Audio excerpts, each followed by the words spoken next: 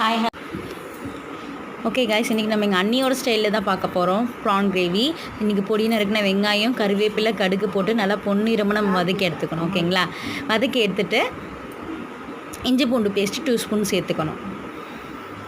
இதையும் கொஞ்சம் நேரம் வதக்கிக்கலாம். தக்காளி நம்ம சாப்பரில் தான் நறுக்கிட்டோம், அது கொஞ்சம் அட்ஜஸ்ட் பண்ணி போட்டுப்போம். ஓகேங்களா? லாஸ்ட்டாக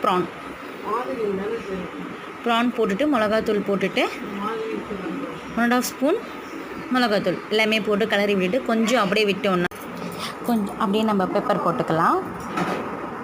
ஃபைனலாக பெப்பர் போட்டுக்கோங்க. நல்லா தலை வந்தோடனே தண்ணியில் நம்ம எதுவுமே ஆட் பண்ணலை. ஸோ நம்ம இட்லிக்கு தான் வச்சுக்க போகிறோம். ஸோ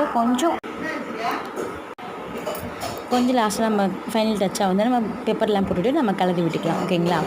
கலரி விட்டு முடிச்சுட்டு லாஸ்ட்டாக கடலை எண்ணெய் ஊற்றிட்டு நீங்கள் இறக்கி பார்த்தீங்கன்னா செம்ம டேஸ்ட்டில் இருக்கும். நெக்ஸ்ட்டு நம்ம இட்லி தான் ரெடி பண்ணிகிட்ருக்கோம். ஓகேங்களா? இட்லி ரெடி பண்ணிவிட்டு மாவில் வச்சிட்டோம். ஓகேங்களா? ஸோ இப்போ இட்லி இருந்துகிட்ருக்கு. இப்போ எங்கள் அண்ணி வீடு தான் பார்த்துட்ருக்கோம். இப்போ எங்கள் அண்ணிகிட்ட போகலாம். சைலண்ட்டாக இருங்க. லைட் போடலாம். உட்காந்துட்ருக்காங்கன்னு நினைக்கிறேன். இருக்காங்க. ஏண்டி என்ன வேறு காமிக்கிறேன்னு இல்லை வேறு திட்டுறாங்க வேறு. என்ன என் ஹஸ்பண்ட், என் பையன். ஓகேங்களா? எங்கள் அண்ணியோட பையன் இவங்க. நம்ம அப்படியே போனோன்னா 2 சிஸ்டர்ஸ் 2 பேரும் வெளில பேசிகிட்டு இருப்பாங்க. நெக்ஸ்ட்டு இப்போ அங்கே போகிறோம். பால்கனியாண்ட போனோன்னா 2 பேரும் உட்காந்து வெரி பிக்கஸ்ட்டு டிஸ்கஷன் போயின்ட்டுருப்பாங்க. இவங்க வேறு திட்டுறாங்க நம்மளை.